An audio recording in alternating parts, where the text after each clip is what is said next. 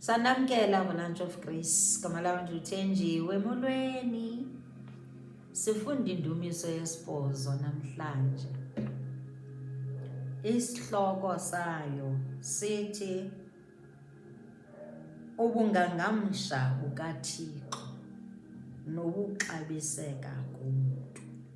Sifunde ivesi yesine. Uyintoni na umntu lento umkhumbulelayo? Unyana womntu lento umvelelayo. Lelizwi lenkuthazo kunawe eli lanamhlanje. Eyoba noba ukweyiphi imeko, noba ukweyiphi indlela enyukayo, enameva, uxabisile uYehova. Uyakukhumbulela, uyakuthanda. Siyathandwa lizwi. Enhliziyweni yakhe siza qala thina. Sithi noba sikweyiphi imeko, abe nosizi ngathi. Aveze icebo. Ndizokuqinisa namhlanje ungabi satyhafa, ungabi saqumba uqalekise. Ukholo lwakho malunyuke, ukholo lwakho lunyuke namhlanje. Sijonga namhlanje the track record of his love to us. Ebantwini abadalileyo. Sidalwe nguye thina. I-track record yothando lwakhe masiyilande phaya kumaSirayeli. AmaSirayeli aliseluthinjweni. Esebenza kanzima eyiphutha amaSirayeli. Eforoma izitena. Athi awugqiba akhe. Eza buildings zakwaFaro zazakhiwa ngamaSirayeli. Ebethwa kwakungelolanga. Indlela yakho xa uyibona ingathi ayilolanga, nyamezela uxelele uYehova iingxaki zakho zonke. Iingxaki zakho mazingakuhlukanisi noYehova, mazingakuhlukanisi nomdali wakho. Kodwa ngothando lwakhe kwafika imini yoba makawakhulule, akhululeka amaSirayeli. Wasebenzisa bani? Wasebenzisa uMoses. Jonga nale track record yakhe yothando lwakhe uMoses. uMoses emveni kokuba wayekhuliswe phaya eyiphutha, weza wenza laa mpazamo yobetha that Egyptian, wayibulala, wabaleka. uMoses naye zange ayicinga ukuthi uYehova angazamsebenzisi uyokhulula amaSirayeli. Wayesoloko ejongene nesono sakhe sokubulala umntu. Kanti uYehova umjongile ngoba uyamkhumbulela, umxabisile, uyamazi uba ungumntu. Uyamazi uba ungumntanakhe. Nawe uyakwazi uba ungumntanakhe. Uyakukhumbula. Andazi le nto engaka ocinga fanuba uYehova akakayilibali. Akagcini iBhayibhile ithi akagcini izinto ezimbi ngawe. Into efuneka ibe nguwe oza kuye. Sithi kufuneka siye kuye siyorepenta. Ngoba une-track record yothando ngawo. Noba ukweyiphi nendawo. Akhululeka amaSirayeli. Siyalazi bani mna nawe. Noba sekhululiwe still enza ama-mistakes, kodwa akazange awalahle. Awayebambene naye zange awalahle. Ingxaki kuxa singabambelelanga kuye. Inye emasiyijonge i-track record yawo amaSirayeli. Eyoba nawo zangazi uba uYehova uzobenzela ukuhle. Ngoba ngoku bathi besendleleni ephumayo eyiphutha, wavela utshaba labo ngasemva. Bavela amayiphutha kunye noFaro. Bazixelela nje uba siphelile. Kanti uyabakhumbulela. Kanti bazawuwela ulwandle ngeenyawo. Wavuleka indlela elwandle, ulwandle olubomvu, wenza indlela.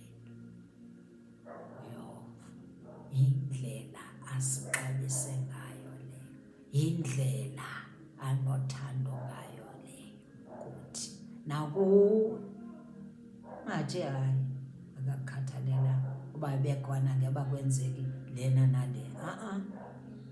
Ungayivumeli leyo. Iingxaki zakho zingakuhlukanisi noYehova kwi-end times. Masukujonge futhi i-track record yothando lwakhe kuGideon. uGideon wayengazazi yena into ukuthi yi-mighty man of valor, kodwa yena uYehova wambona eyi-mighty man of valor. Nawe ke uzibona ngathi uyi-weakling. Gideon wazibona ngathi nje uwiki, wazibuza nje into yokuthi njena in the list thina singobani kwiclan yam uba singaze sisetyenziswe. Uthi uYehova ngifuna wena kanye ukhulula amaSirayeli kuma-Midianites. Namhlanje khuthazeka namhlanje. Unothando, i-track record yothando lwakhe. Uthanda, iBhayibhile ithi uthanda umone njengelungisa. Swallow your pride, ubuyele kuye. Usithandaze yena. Funeka ngoku sikhalele kuye. Ngoba namaSirayeli azakhululwe eyiphutha nje. Akhala. Lo vesi leyo ndayithanda. Ethi akhala, zangathule nje athi uyehova uyabona. Zangajiki athi hayi ithi sihambe siyokhonza abanye uThixo. Ngoba akasikhathalelanga uba ibekhona ngeba akwenzeki lena nale. Masikhale, kufuneka sihambe siyokhala on behalf of our country. Sikhale kuYehova, simthembe futhi. On behalf of our families. Ukhethe thina kanye, nguwe kanye. Wena somamkele, ukhethe wena kanye. Nguwe ufanele uthandazele ifamily yakho, uthandazele ne-country yakho, uthandazele nabanye abantu kwiingxaki zabo. Uzawuyibona i-track record yakhe apho kanye yoba uthembekile. Utheni ethi uba uthandaze nje, wathandazela ifamily yakho, kwenzeka oku noku noku noku okuhle. Kwasindiswa ifamily yonke ngenxa yomthandazo wakho. Uzawuyenza uYehova loo nto. Wawusindisa ifamily yakho yonke ngenxa yomthandazo wakho. That's how faithful he is. Akanawo ama-mistakes. Masiyijonge into esiyenzayo kuYehova, sazi into ukuthi nje uza kuyisibuyisela ngobuhle. Nayiphi na xa uhamba uyokufuna abantu, saving the lost, usoloko uthandazela the lost souls. Ngoba engqondweni yakhe uxabise umntu, uthanda umntu. Kwaloo nto yoba eyona major thing yakhe uJesus ukuthi abantu basindiswe ezonweni zakhe. Bonisa nje i-track record yothando lwakhe, eyokufuna abantwana bakhe bonke baze kuye. Thina sithi ufika nini ubuya nini, akezwe uYesu xa sinestress. Sithi makezwe uYesu abuye, kanti yena usalindele ukuba masihambe kuzoguquka iintliziyo zabantu ezingamatye, zizojika zimamkele uYesu. Ulinde bona. Ufuna thina sihambe siyoxelela abantu ngoYesu. Ulinde thina, ulinde nabo iintliziyo zabo ezingamatye. Utshilo wathi njena uzazijika zibe ziintliziyo ezithambileyo zabantu, bamkele uYesu. Ngalo lonke ixesha nakweyiphi nengxaki ufuna sijonge the track record of God.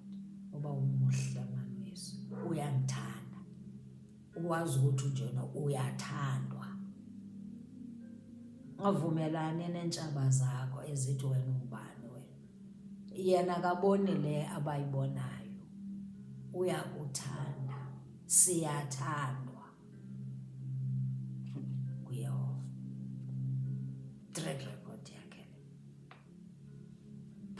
umphakamisi wentloko yakho. Utshaba zakho xa zifuna intloko yakho ijonge phantsi, yena yi-lifter of your head. Nkosi kakhulu.